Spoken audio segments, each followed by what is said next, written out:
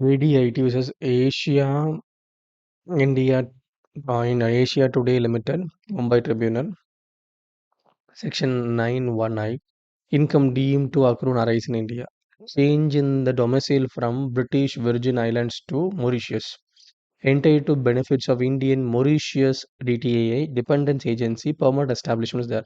As long as the agent is paid on arm's length remuneration for the service rendered, nothing services for taxing in the hands of Dependence Agency permanent establishment DTA India Mauritius.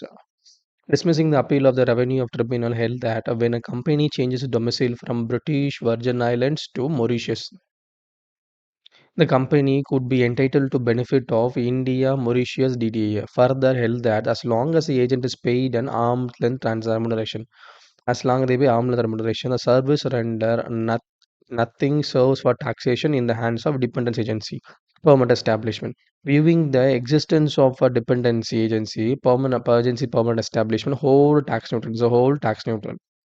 So even though they for going for tax Mauritius Indian taxation, this totally tax exempted you can get.